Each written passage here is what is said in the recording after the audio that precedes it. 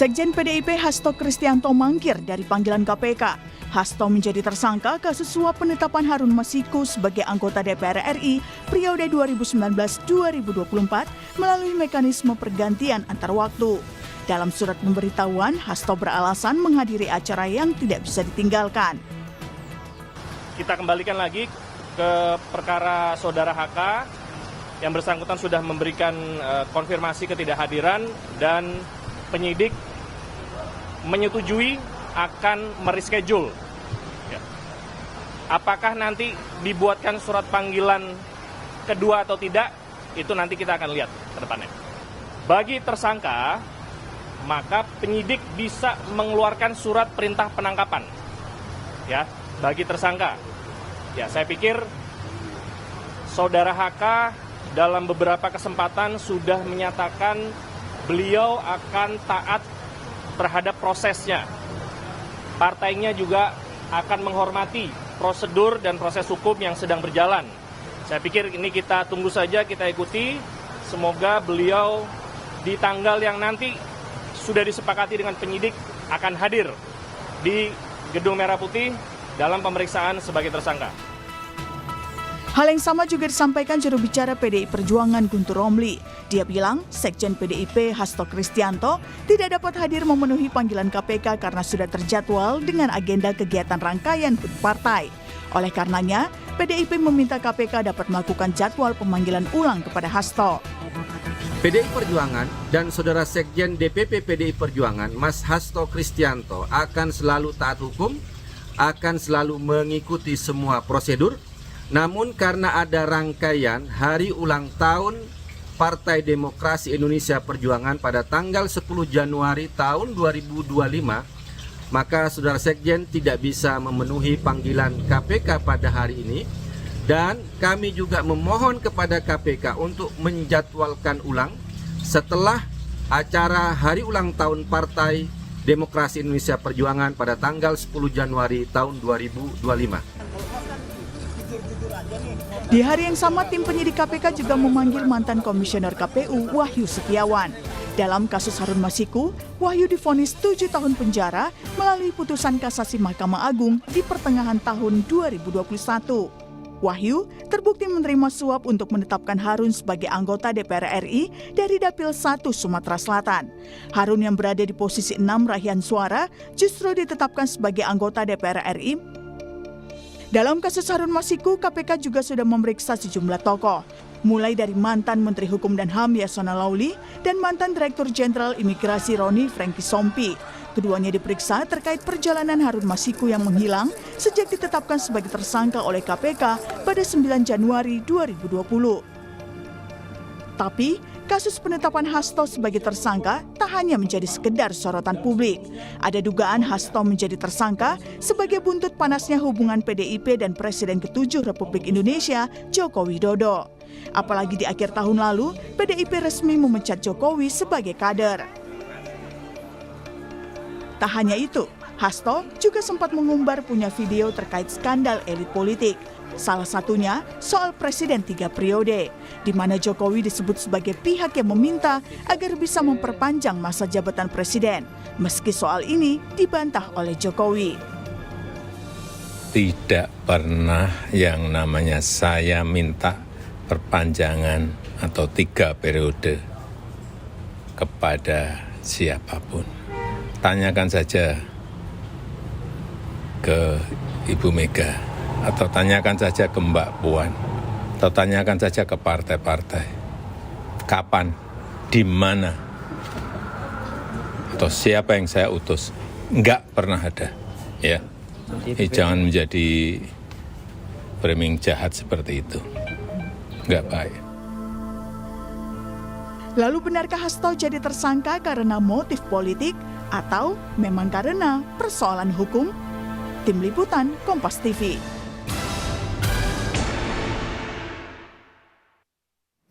Sekjen PDI Perjuangan Hasto Kristianto jadi tersangka kasus Harun Masiku. Hasto dijerat 2 kasus, yakni suap pergantian antar waktu dan perintangan penyidikan dalam upaya penangkapan Harun Masiku. Tapi penetapan Hasto sebagai tersangka juga menimbulkan dugaan keterkaitan dengan panasnya hubungan Joko Widodo dan PDI Perjuangan. Apalagi Jokowi telah resmi dipecat sebagai kader pada akhir tahun lalu. Benarkah ada kaitan antara dua hal ini? Kita akan bahas bersama dengan sejumlah narasumber yang sudah hadir melalui sambungan daring. Ada juru bicara PDI Perjuangan, Mas Guntur Romli. Selamat pagi, Mas Guntur Romli. Selamat pagi Mbak Rizmi, Assalamualaikum. Waalaikumsalam warahmatullahi wabarakatuh. Dan juga sudah hadir ke studio Orange Kompas TV ada Direktur Eksekutif Parameter Politik Indonesia, Mas Adi Prayitno. Selamat pagi Mas Adi, apa kabar? Selamat pagi Aristi. Ya. Kemudian juga kami masih akan mengundang dari pihak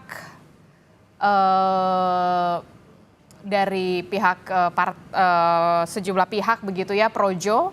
Tapi kita masih Jokowi Mania juga masih akan bergabung kemudian begitu ya. Saya ke Mas Guntur Romli dulu. Mas Guntur, jadi benar kemarin itu Mas Hasto tidak bisa hadir karena ada acara PDI Perjuangan persiapan untuk tanggal 10 Januari. Lalu untuk pemeriksaan KPK sendiri sudah ada jadwal selanjutnya akan diperiksa kapan? Iya, terima kasih Mbak. Jadi memang benar ketika surat panggilan KPK itu datang, Mas Hasto itu sudah memiliki beberapa agenda acara terkait persiapan hari ulang tahun PDI Perjuangan tanggal 10 Januari ini Mbak. Jadi Mas Hasto memohon maaf tidak bisa memenuhi panggilan KPK karena terkait jadwal-jadwal yang sudah tersusun dan partai kami itu kan memang mau ultah gitu. Kemudian dari tim hukum juga sudah menyampaikan surat permohonan maaf kepada KPK tidak bisa hadir kemarin dan juga kalau bisa pemanggilan itu diadakan setelah acara HUT partai setelah tanggal 10. Namun semuanya itu ya tergantung kepada KPK kapan memang mau melakukan pemanggilan ulang. Tapi nanti ya Mas Hasto itu dipastikan akan hadir. Nah terkait kapan harinya ya jamnya itu saya belum dapat informasi dari tim hukum Mbak untuk perkembangan selanjutnya. Tapi intinya seperti itu. Jadi menepis adanya dugaan Mas Hasto ini ada kekhawatiran ditangkap begitu ya, makanya tidak hadir. Jadi ditepis ini ya, memang karena ada acara PDI Perjuangan ya? Ya memang ada acara Mbak, bukan karena tidak ingin hadir. Selama ini kan juga Mas Hasto kan tidak pernah mangkir ya dari panggilan KPK, baik sebagai saksi ataupun juga dulu juga menjadi saksi di pengadilan. Jadi segala proses hukum akan selalu diikuti dan akan mengikuti prosedur Mbak. Jadi nggak akan mangkir. Kalau memang ada acara ya nggak bisa hadir ya. Makanya diminta untuk penjadwalan ulang, begitu Mbak. Oke, berarti after tanggal 10 dipastikan Mas Hasto akan hadir ketika dipanggil oleh pemeriksa penyidik KPK? Boleh, ya. Kalau bisa setelah tanggal 10. Makanya semuanya diserahkan kepada KPK, kalau bisa gitu. Kalau Ibu Mega sendiri bagaimana? Kan waktu itu beberapa waktu yang lalu begitu ya, Bu Mega sempat mengatakan akan turun tangan lah ketika Mas Hasto ini ditersangkakan dan segala macam lah. Nah ini ditangkap begitu. Nah bagaimana sekarang? Ya itu pernyataan Ibu Megawati Soekarno Putri kan terkait memang yang sebagai bentuk tanggung jawab beliau sebagai ketua umum yang tidak akan membiarkan ya sekjennya yaitu Mas Hasto menghadapi hukum ini kan sendirian. Karena kalau kita menyimak kembali rilis yang dibacakan oleh Ketua KPK saat penetapan, mentersangkakan Hasto Kristianto itu kan selaku sekjen PDI Perjuangan, itu kan juga ada jelas Mbak. Kemudian juga yang disebut dengan bukti-bukti yang disampaikan Ketua KPK saat itu, meskipun bagi kami itu bukti yang nggak terkait dan tidak masuk akal, bahwa terkait penempatan caleg, terkait PAU yang disebut sebagai bukti kasus penyuapan, itu kan menunjukkan bahwa Hasto Kristianto ditersangkakan karena sebagai sekjen PDI Perjuangan dan ada tugas-tugas kesekjenan. Maka dari itu Ibu Megawati Soekarno Putri sebagai ketua umum ya tentunya akan memberikan dukungan dan tidak akan membiarkan sekjennya ya, dikriminalisasi. Dalam konteks inilah pernyataan beliau sampaikan, Mbak, ketegasan untuk memberikan dukungan kepada sekjen PDI Perjuangan. Akan turun tangan? Ya, tentu saja ya tidak akan membiarkan terkait bagaimana nanti ya mekanismenya. Ya tentu saja Ibu Megawati sebagai warga negara akan tetap pembelaan itu dalam koridor hukum yang berlaku di Indonesia, Mbak. Tidak akan menyimpang lah dukungan-dukungan dari Ibu Megawati Soekarno Putri sebagai Ketua Umum, begitu. Oke, penetapan tersangka dari Mas Hasto ini banyak yang menduga ada kaitannya dengan pemecatan dari Joko Widodo dan juga beserta keluarga karena setelah tidak lama dari pemecatan Jokowi dan juga keluarga ini kemudian nama Sekjen PDI Perjuangan Hasto Kristianto ditetapkan menjadi tersangka. Respon Anda soal ini, benarkah demikian? Apakah ada kaitannya?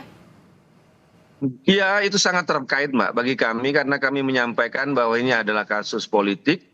Dan juga yang disebut dengan kasus politik adalah sikap politik dari Sekjen PDI Perjuangan Mas Hasto terkait beberapa isu dan soal ketegangan hubungan dengan Jokowi dan keluarganya itu kan tidak hanya dalam 1 bulan belakangan ini atau setelah pemecatan, tapi sudah setahun. Setahun setiap Mas Hasto itu bicara kritis, bicara keras, selalu ada yang mengingatkan sampai melakukan pengancaman atau intimidasi akan ditersangkakan dengan kasus Harun Masiku. Ya karena Sekjen PDI Perjuangan Mas Hasto merasa yakin tidak pernah terlibat dalam kasus penyuapan ini, ya.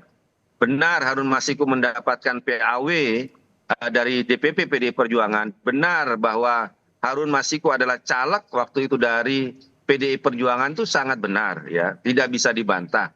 Tetapi kasus penyuapan itu adalah kasus yang lain. Ya. Itu adalah inisiatif pribadi dari Harun Masiku yang menyerahkan uang kepada Wahyu Setiawan yang waktu itu adalah komisioner KPK. Nah kalau harusnya masalah hukum itu kembali kepada soal antara dua pihak itu, antara pihak yang menerima suap dan orang yang menyerahkan suap. Hasto Kristianto sebagai sekjen tidak terlibat dalam kasus ini, bahkan bagi kami Mas Hasto kemudian partai menjadi korban dari kasus ini, sehingga selama ini menjadi semacam sandera politik. Ya kembali ke soal tadi bahwa Mas Hasto selama ini sudah mengalami intimidasi, ancaman karena merasa yakin tidak terlibat dengan kasus ini, maka ya tidak pernah takluk, tidak pernah menghiraukan soal ancaman-ancaman itu, dan ancaman itu memang selalu datang dari kubunya Jokowi. Ya, bahkan 1 bulan yang lalu juga sudah rame dalam sebuah podcast Mas Hasto juga menyampaikan, ada yang menyampaikan bahwa akan ada beliau menjadi tersangka, dan ternyata ya setelah pemecatan dari Jokowi, ya pemecatan terhadap Jokowi dan keluarganya, kasus ini juga keluar.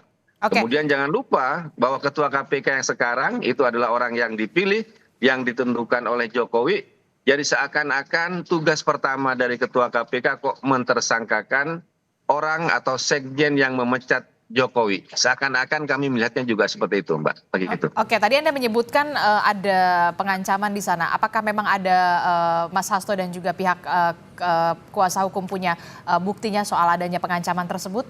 Sudah mengantongi? Iya, ada. Iya Mbak, ada bukti. Jadi itu kan nanti akan disampaikan, dan itu sudah apa ya, semacam pernyataan pengancaman itu sudah dinotariskan oleh Mas Hasto sebagai pernyataan yang memiliki dasar hukum lah ya. Kalau nanti ada apa-apa lah dengan Mas Hasto itu. Kemudian juga yang disampaikan juga dalam sebuah berita majalah lah itu kan juga ada terang kan bahwa ada utusan. Kemudian juga kronologi juga nanti akan disampaikan secara lengkap, kapan ya, di mana saja itu kan, dan terkait isu apa saja ya. Sebenarnya Mas Hasto juga sudah menyampaikan beberapa kali persoalan ini, Mbak. Apa yang membuat beliau diancam, apa pernyataannya itu kan ada beberapa kasus sebenarnya itu. Oke, saya ke Mas Adi. Mas Adi, jadi dari segi politik, dari sisi politisnya, Anda melihat memang ada kaitannya penetapan tersangka Hasto karena memang berdekatan sekali ketika PDI Perjuangan memecat Jokowi dan juga keluarga.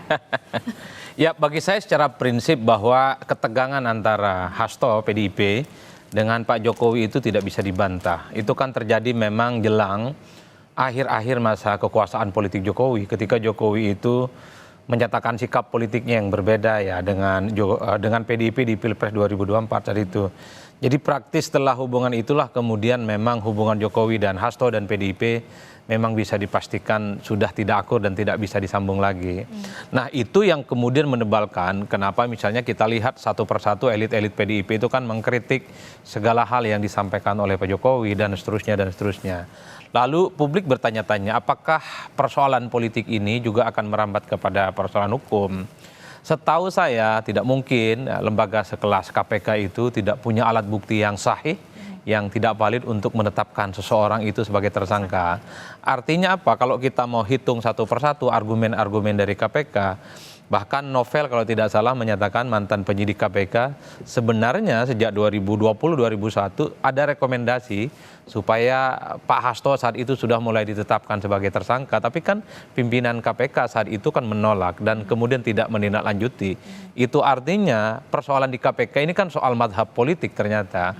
Mungkin ada indikasi-indikasi Hasto itu terlibat dalam persoalan hukum, tapi karena hubungan politiknya saat itu dengan kekuasaan dekat, kira-kira begitu, masih tidak ada hubungan yang retak antara Jokowi dan PDIP. Jadi persoalan Pak Hasto itu dianggap tidak ada persoalan apapun. Nah, ketika KPK ini wajahnya baru, ketika KPK itu memiliki hubungan yang lebih dekat dengan kekuasaan yang lama dan PDIP berada di luar kekuasaan, itu yang kemudian dikait-kaitkan bahwa hubungan politik ada kaitannya dengan persoalan-persoalan hukum. Kalau ini yang terjadi di belakang panggung, Adisti, itu kan mengindikasikan sebenarnya bahwa satu hal, begitu banyak sebenarnya elit-elit di negara kita ini punya persoalan hukum, dia tinggal nunggu waktu nih. Apakah dia memiliki hubungan baik nih dengan kekuasaan? Apakah dia punya hubungan baik dengan penegak-penegak hukum? Kan ngeri betul negara kita kalau begini prosesnya. Tapi satu hal bagi saya, kalaupun toh ini menjadi trigger bagaimana supremasi hukum kita ditegakkan ke depan, termasuk KPK, ini tentu akan menjadi kabar yang baik. Tapi kan Hasto ini sudah selesai bagi saya. Ketika sudah ditetapkan sebagai tersangka, dramanya mestinya sudah harus diakhiri. Kan ini sudah fakta-faktanya kan tinggal diungkap.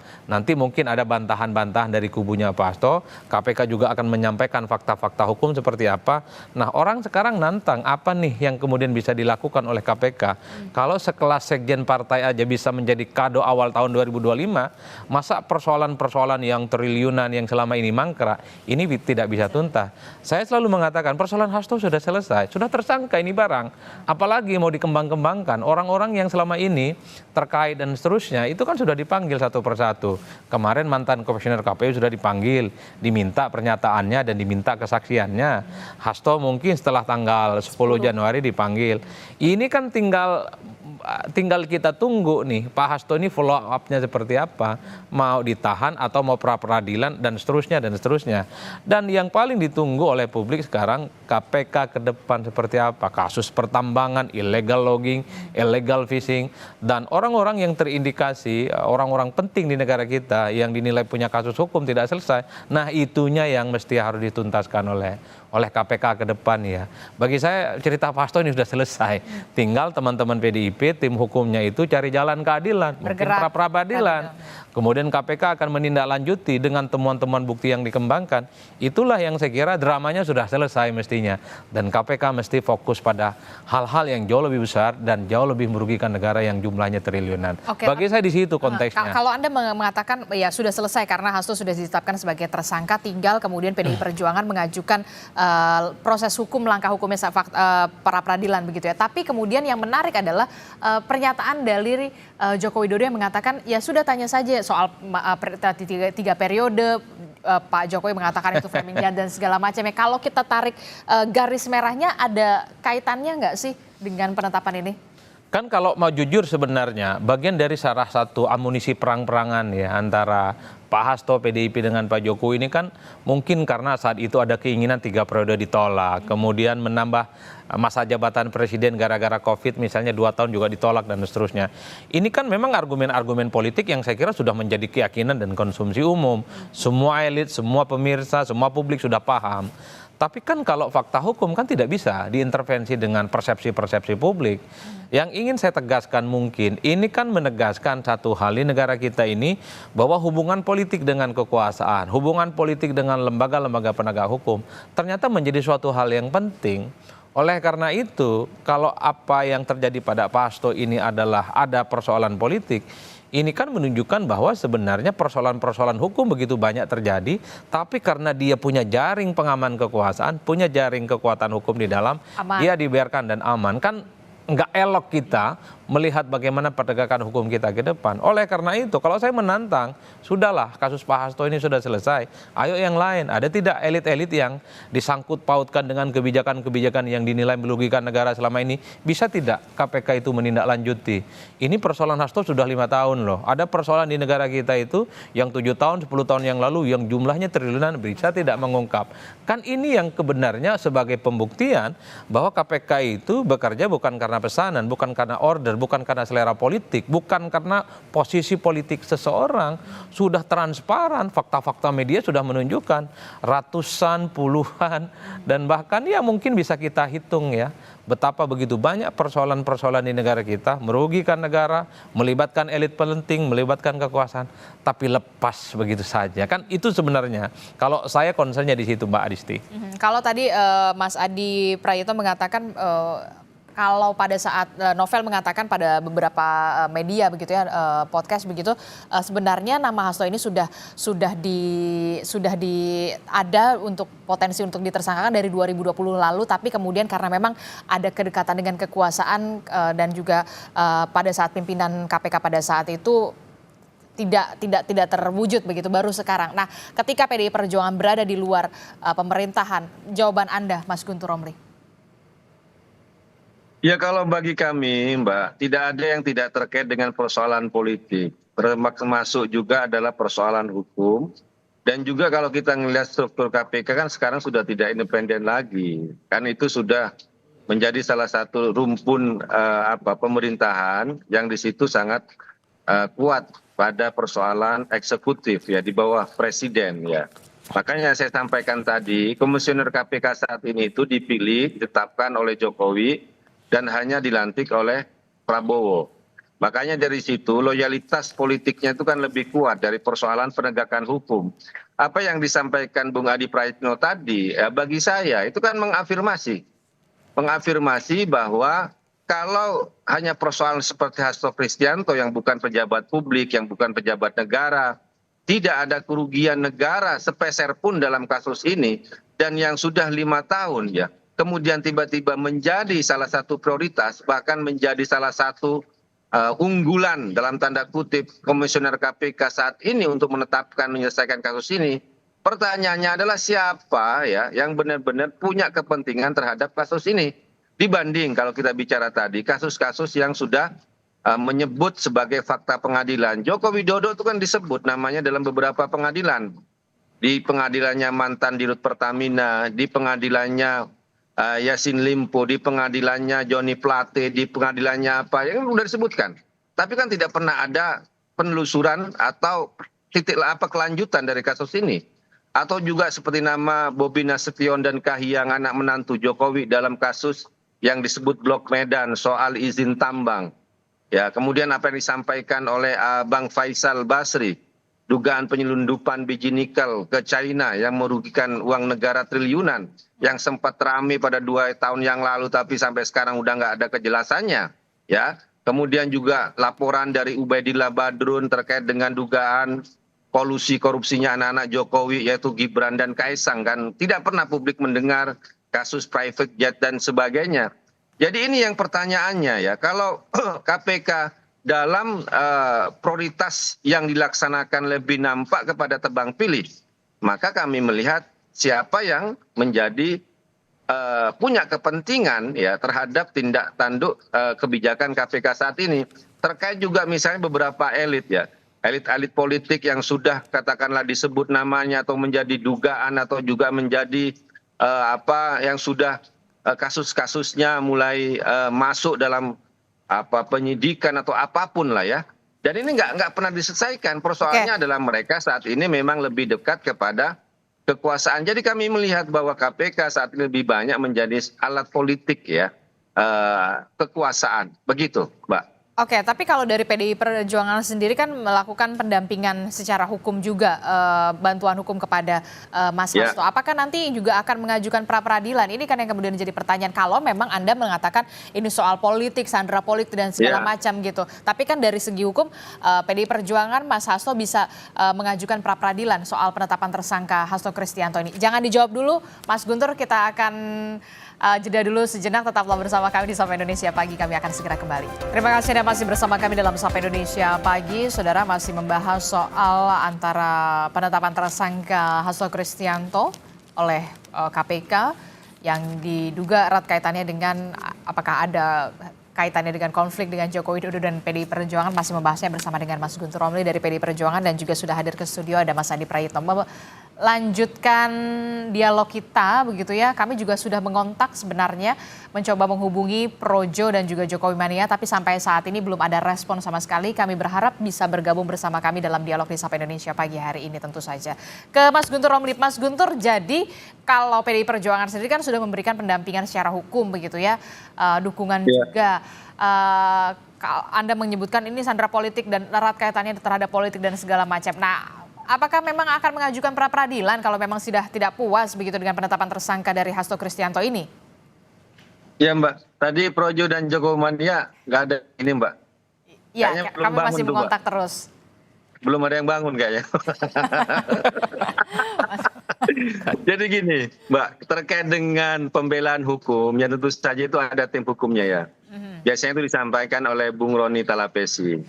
Dan itu ya pembicaranya beda lagi Mbak. Kalau soal hukum, saya kan tidak terlalu mengenal persoalan hukum yang ada di Indonesia, hanya belajar dikit-dikit. Background bukan background hukum ya, saya sama kayak Bung Adi Prayitno itu. Kalau hukum Islam bolehlah kita bicara, tapi ini kan hukum yang ada di Indonesia. Nah, kalau terkait dengan pembelaan hukum, soal apa dan lain-lain itu tim hukum Mbak yang bisa diminta untuk menyampaikan hal itu. Kalau saya kan ya batasnya ya ini terkait dengan isu-isu politik, terkait dengan isu-isu kepartaian, bukan persoalan hukumnya, begitu Mbak. Tapi pada intinya tim hukum tentu saja akan melakukan pembelaan menggunakan segala kekuatan, upaya yang tentu saja dalam koridor hukum untuk memberikan pembelaan terhadap Mas Hasto gitu Mas. Dari informasi yang kami dapatkan begitu ya, ada informasi kesulitan PDI Perjuangan masih solid, ataukah kemudian agak sedikit riak-riak karena adanya Sekjen PDI Perjuangan yang ditetapkan sebagai tersangka? Ada sejumlah faksi-faksi begitu ya yang kemudian di internal. Benarkah demikian? Kita ingin mengonfirmasi. Kalau disebut bahwa kasus ini tidak berdampak kepada PDI Perjuangan, tentu saja berdampak, Mbak. Ya karena bagaimanapun kan Mas Hasto sebagai sekjen partai dan juga sangat terganggu dengan beberapa rangkaian-rangkaian acara yang harusnya benar-benar fokus ya, HUT partai, kemudian juga tahun ini akan ada kongres, tentu saja sangat terganggu dengan penetapan Sekjen PDI Perjuangan sebagai tersangka. Namun terkait dengan kesolidan ya, kesatuan yang ada dalam partai ya, sampai saat ini masih tetap solid, Pak. Ya karena sampai saat ini pun Mas Hasto tetap sebagai Sekjen PDI Perjuangan, dan itu yang menjadi kemauan, yang menjadi perintah dari Ibu Ketua Umum Megawati Soekarno Putri. Jadi kalau dinamika di internal ya tentu sajalah diskusi terkait dengan kasus ini pasti ada. Tapi itu tidak menunjukkan adanya perpecahan atau menunjukkan faksi, karena kan semua tunduk kepada Ketua Umum PDI Perjuangan Ibu Megawati Soekarno Putri, gitu Mbak. Karena memang saya harus mengonfirmasi ini, katanya informasinya kalau di internal PDI Perjuangan sendiri ada yang kemudian mendukung pro Jokowi, kemudian ada yang kemudian tetap teguh pada peraturan dari keputusan Bu Megawati. Nah, kami ingin mengonfirmasi soal itu sebenarnya Mas Guntur. Oh nggak ada Mbak, nggak ada pendukung Jokowi di PDI Perjuangan Mbak, apalagi setelah dipecat, itu kan udah jelas. Itu kan statusnya udah jelas sekarang Mbak. Kalau sebelum ini ya mungkin bisa ada yang bertemu atas nama kader ya sama-sama satu partai, tapi ketika pemecatan itu sudah datang dan itu merupakan bentuk penegasan dari Ibu Ketua Umum bahwa Jokowi sudah bukan bagian lagi dari PDI Perjuangan, dan apabila ada misalnya ada kader yang melakukan komunikasi atau pertemuan atau apapun, pasti akan ada sanksi yang tegas dari partai itu, Mbak. Itu nggak ada kalau sekarang gitu sudah, Mbak. Oke, Begitu. jadi memang ketika Joko Widodo sudah dipecat, walaupun memang kalau memang ada betul yang kemudian mendukung Joko Widodo di dalam internal PDI Perjuangan, tidak mungkin lah Joko Widodo kembali lagi menjadi merah, begitu ya? Ya, nggak mungkin itu sudah, Mbak. Nggak mungkin itu sudah. Oke, saya ke Mas Adi. Mas Adi, kalau kita melihat begitu ya hubungan Joko Widodo bersama PDI Perjuangan yang tadinya kita tahu seiring sejalan, kemudian dengan berbagai macam riak-riak sampai akhirnya semacam ini terjadi begitu ya. Anda melihat PDI Perjuangan masih akan tetap solid dan memang tidak ada faksi-faksi di dalamnya atau seperti apa? Kalau bicara tentang PDIP solid, saya kira sampai hari ini cukup solid. Itu kan menunjukkan kalau kita melihat hasil Pileg 2024. Saat itu jelas-jelas PDIP sudah ditinggalkan oleh Jokowi, dan Jokowi memang lebih dekat misalnya ke partai yang lain seperti PSI, dan Gibran bergabung dengan Prabowo Subianto. Dalam konteks Pileg saya kira PDIP masih cukup solid dan cukup kuat. Terbukti sekalipun perolehan suaranya itu berkurang sekitar 3%, tapi kan PDIP tampil sebagai partai pemenang Pileg. Meski kita harus akui dalam konteks Pilpres itu kan wassalam. Perolehan suara Ganjar dan Mahfud kan di sekitar hanya kurang lebih sekitar 16% ya. Ataupun misalnya kalau ingin bicara tentang faksi-faksi, saya kira di semua partai politik faksionalisasinya cukup kuat. Tapi memang karena ada lem perekat namanya Megawati Soekarno Putri, jadi faksi-faksinya itu relatif konsolidatif. Per hari ini sekalipun Hasto itu sudah ditetapkan sebagai tersangka misalnya oleh KPK, tak ada satupun misalnya desakan-desakan untuk mengganti Hasto secara terbuka ya. Tidak ada kabar yang mengindikasikan karena itu. Artinya apa? Sepertinya memang PDIP ini sedang mengonsolidasi betul supaya di internal itu tidak ada gemuruh, tidak ada gejolak, sekalipun sudah mulai muncul suara-suara di luar supaya misalnya bagaimana nasib Hasto ini sudah mulai dipikirkan. Apakah ada penggantinya, apakah ada PLT atau dibiarkan seperti sekarang ini. Tetap sebagai sekjen tapi dengan posisi tersangka oleh KPK. Ataupun misalnya indikasi kedua bahwa di internal PDIP tidak ada desakan-desakan untuk mengganti ketua umum mereka, Megawati Soekarno Putri dan seterusnya. Ini kan menjadi semacam petunjuk bahwa sebenarnya PDIP per hari ini sangat konsolidatif. Kalau dalam konteks itu saya kira tidak ada bantahan apapun. Nah, yang perlu diantisipasi memang ketika beberapa waktu yang lalu ya ada bukan billboard, ada baliho dan spanduk yang kemudian mempertanyakan keabsahan kepengurusan PDIP di bawah Megawati yang itu tanpa melalui proses kongres dan seterusnya. Mungkin itu juga menjadi indikasi loh. Ini baru pertama kali pasca reformasi ada pihak tertentu, entah itu siapa, entah itu orang luar, entah itu orang dalam, yang mencoba untuk mempertanyakan. Bisa saja ini menjadi pintu masuk loh. Bagaimana ada penetrasi dari pihak luar, bekerja sama dengan pihak dalam mungkin internal PDIP yang mencoba untuk mencari akselerasi dan kesempatan bagaimana mengubah peta politik yang ada di PDIP. Karena kalau kita melihat kecenderungan rata-rata secara umum, Adisti, pasca reformasi kita itu juga begitu banyak partai politik yang tiba-tiba terbelah, ada konflik internal, dan bahkan beberapa waktu yang lalu masih lekat loh dalam ingatan kita. Ya tidak lebih dari 3-4 tahun belakangan, Partai Demokrat nggak ada angin, nggak ada hujan, ada Partai Demokrat tandingan. Ingin menggoyang posisi AHY yang definitif sebagai ketua umum. Tiba-tiba ketua umum Golkar yang mestinya ada pergantian di Desember, mundur di tengah jalan. Ini yang mungkin harus diantisipasi. Itulah yang saya sebut bahwa kemungkinan ada intervensi dan mengintersep PDIP bukan tidak mungkin karena posisi PDIP saat ini berada di luar kekuasaan dan sangat riskan. Biasanya hal yang semacam ini bisa muncul dari dua hal, di dalam ataupun dari luar. Kalau di dalam sepertinya masih agak sedikit kondusif ya. Khawatirnya ada pihak eksternal tapi di dalam masih kode keras ya. Nah itu gimana tuh Mas Guntur, Anda menanggapinya? Ada yang harus diwaspadai soal intervensi dari luar begitu ya untuk kesolidan dari PDI Perjuangan? Ya memang kami sudah mewaspadai, Mbak. Apalagi yang disampaikan oleh Ibu Ketua Umum, Ibu Megawati Soekarno Putri pada tanggal 12 Desember itu kan pernyataan beliau sudah tegas. Bahwa ada yang mau mengaut-aut, yang mau mengaca-ngaca, ada yang mau ngobrak-abrik partai ya. Dan itu beliau sampaikan secara tegas. Dan kami melihat juga persoalan seperti spanduk dan lain sebagainya itu sudah kami laporkan kepada pihak yang berwajib ya. karena ya sebenarnya untuk menelusuri kasus ini kan sangat mudah.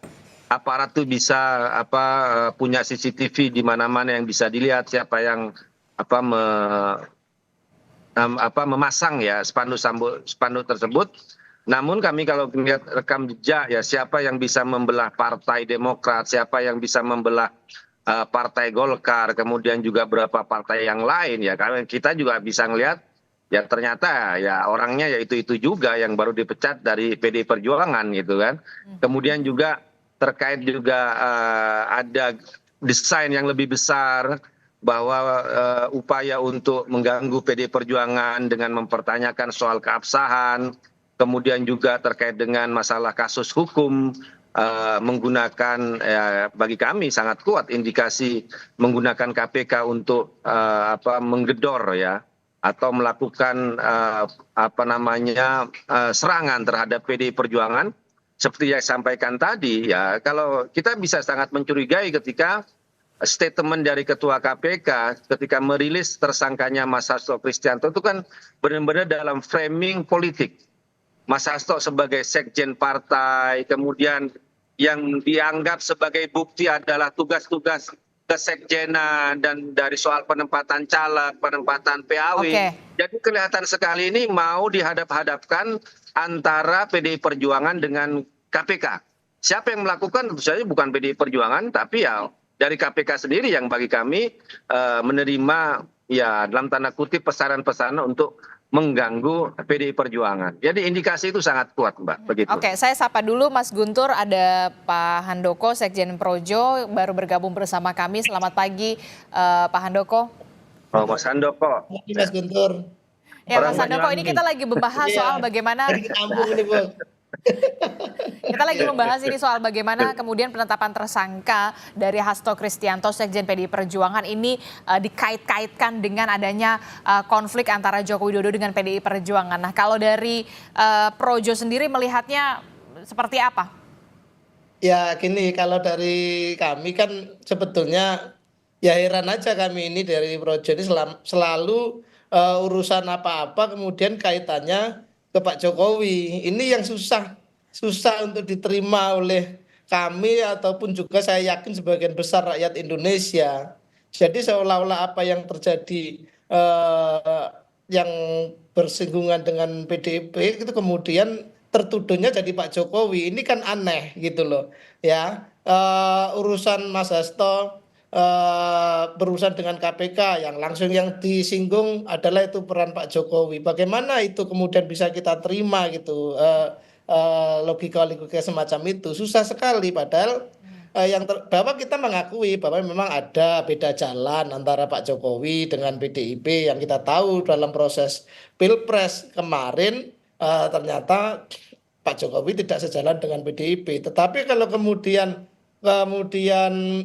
PDIP melakukan serangan-serangan yang cukup masif itu selalu mengarah ke Pak Jokowi, apa-apa kemudian dikaitkan ini adalah penyebabnya Pak Jokowi, saya kok menjadi merasa ini kok terlalu kemana-mana melantur terlalu jauh itu, makanya bahasa saya kemarin gitu kan urusannya selalu ke Pak Jokowi. Dan saya yakin sebagai sebuah partai politik yang sudah cukup matang dan juga kita tahu semuanya PDIP ini menang pemilu berkali-kali, saya yakin terlalu menyederhanakan persoalan ini dengan kemudian menuduh Pak Jokowi. Semua partai juga biasa saja kan ada kader-kadernya yang punya kasus, itu kan juga menimpa semua partai. Tapi kemudian kalau kemudian semua diarahkan ke Pak Jokowi, saya malah khawatir gitu. Tapi begini, kemudian banyak yang beranggapan kenapa begitu? Karena memang penetapan tersangka Sekjen PDI Perjuangan Hasto Kristianto itu waktunya tidak lama setelah Joko Widodo dan juga keluarga dilakukan pemecatan oleh PDI Perjuangan. Itulah yang jadi kemana-mana jadi mengaitkannya ke situ. Jadinya kan jadi kayak otak-atik gatuk Mbak gitu loh. Kan iya kan, jadi ini setiap ada peristiwa ini Pak Jokowi, setiap ada peristiwa ini Pak Jokowi. Saya justru khawatir Mbak, kalau sikap seperti itu dikembangkan terus, itu justru kontraproduktif bagi PDIP. Saya khawatir itu gitu Mbak. Itu. Jadi maksud saya udahlah ya kita hadapi semua situasi ini, jangan kemudian tuduhan serangan mengarah ke Pak Jokowi dan pelajaran selama ini ya nun sewu ini Mas Guntur dan kawan-kawan PDIP, semakin kenceng serangan ke Pak Jokowi itu semakin merugikan PDIP gitu. Itu yang justru makanya saya khawatir justru sikap-sikap semacam ini nanti makin kontraproduktif gitu. Oke, saya ke Mas Guntur. Mas Guntur, bagaimana nih kalau kata Mas Handoko semakin banyak keras serangan ke ke Joko Widodo ini semakin merugikan dari PDI Perjuangan? Iya, itu kan pendapatnya Mas Handoko ya. Ya tentu saja perbedaan pendapat itu kan hal yang sangat biasa. Tentu, dan kami kan juga memiliki sejumlah indikasi, petunjuk sampai bukti-bukti bahwa ini tetap ada hubungan antara kasus hukumnya Mas Hasto ini dengan persoalan-persoalan yang terkait dengan Pak Jokowi dan keluarganya. Seperti saya sampaikan tadi, dalam setahun belakangan ini ya, ketika PDI Perjuangan berpisah jalan dengan kekuasaan dengan Pak Jokowi, selalu ada upaya untuk memberikan istilah peringatan ataupun juga memberikan sampai intimidasi ya, atau disebut dengan pesan kepada Mas Hasto itu untuk tidak berbicara keras terkait Pak Jokowi dan keluarganya. Ini kan Mas Hasto kan punya bukti-bukti dan juga orang-orangnya masih ada, siapa saja dan sebagainya. Ya seperti kayak kasus penolakan 3 periode, Pak Jokowi itu mengingkari, tapi orang-orang dekatnya yang menyuarakan masih ada sampai sekarang dan masih dekat sampai sekarang. Kalau memang mereka salah harusnya kan ditegur, harusnya diberi sanksi, kan ternyata tidak. Jadi ataupun juga ucapan Pak Jokowi sendiri terkait dulu yang soal Mas Gibran yang mau jadi disebut dengan cawapres, tapi masalah umur, masalah jabatan ternyata tidak terbukti ya, alias ingkar ya terhadap ucapannya sendiri. Jadi kalau dari rekam jejak pernyataan-pernyataan Pak Jokowi itu sendiri itu nggak bisa dipercaya. Kalau kita mau lihat rekam-rekam jejak, apalagi terkait dengan masalah-masalah politik ya. Jadi bagi kami ini bukan untuk mengatakan bahwa semua terkait dengan Jokowi, tentu saja tidak ya. Tapi beberapa kasus ya terkait dengan apa yang disampaikan oleh Mas Hasto sendiri, kasus-kasus hukum yang saat ini beliau hadapi dengan kronologi dekat dengan pemecatan, kemudian juga ada bukti di situ, kemudian juga KPK baru diangkat, kemudian program pertama adalah menetapkan Sekjen PDI Perjuangan. Jadi maksud Anda tidak ada yang kebetulan ya? Tidak ada yang kebetulan ya? Iya, tidak ada yang kebetulan. Oke, saya ke Mas Adi. Mas Adi, terakhir Mas Adi. Sinyal kuat sekali begitu ya Mas Handoko mengatakan semakin keras Joko Widodo diserang, semakin PDI Perjuangan merugi. Ya kalau melihat itu ya bisa kita lihat dalam Pilpres dan Pileg 2024 yang lalu. Di Pilpresnya memang kalah karena salah satu argumennya mungkin karena terlampau nyerang agresif Jokowi. Tapi di Pileg karena runner up. Maksudnya dalam konteks Pileg itu ya PDIP masih tetap menang sekalipun 3% harus berkurang. Jadi dalam banyak hal ditinggalkannya PDIP oleh Pak Jokowi itu kan cukup merugikan sebenarnya bagi PDIP secara umum. Dan saya membayangkan kalau PDIP masih sama Jokowi 2029 ini ya 2024 ini mungkin presidennya dari PDIP. Bukan karena yang lain, karena apapun saat itu approval rating Jokowi kan di atas rata-rata. Itu kan adalah, tidak sejalan. nah kan tinggal diuji ke depan di 2029, apakah ketika PDIP tak lagi bersama dengan Jokowi, Pilpres dan Pilegnya akan sekuat beberapa periode yang selanjutnya. Hanya waktu yang akan kemudian menjawab itu, Adisti. Kalau sekarang pasti hanya persepsi, kalau sekarang hanya sebatas asumsi dan tentu itu hanya tidak lebih dari sekedar klaim-klaim politik bagi Projo, bagi relawan-relawan Jokowi, dan mungkin juga bagi PSI bahwa PDIP salah besar ketika terus agresif menyerang Jokowi karena secara perlahan itu akan berdampak negatif. Tapi bagi PDIP semakin kencang menyerang Jokowi, justru pendukung-pendukung PDIP itu akan semakin kuat dan semakin membesar. Terutama dari mereka kelompok kritis, kelompok-kelompok pro-demokrasi, dan kelompok-kelompok yang selama ini merasa kecewa dengan Pak Jokowi. Nah, untuk menguji siapa yang kuat, apakah yang seperti Projo ini ataukah seperti PDIP, nanti tunggu di 5 tahun yang akan datang. Karena ukuran kuat dan nggak kuatnya tentu adalah hasil Pilpres dan hasil Pileg, bukan didasarkan atas argumen yang lainnya. Tapi kalau khusus untuk Sekjen PDI Perjuangan Hasto Kristianto, kita tidak perlu menunggu sampai 5 tahun kan. Kalau PDI Perjuangan sendiri tetap setelah ini bergulir penetapan tersangka, apakah kemudian terakhir Sekjen PDI Perjuangan tetap Hasto Kristianto ataukah memang akan ada penggantian? Singkat saja Mas Guntur.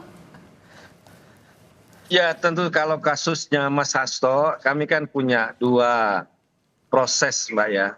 Ada proses hukum dan itu adalah tim pembela hukum yang akan memberikan pembelaan.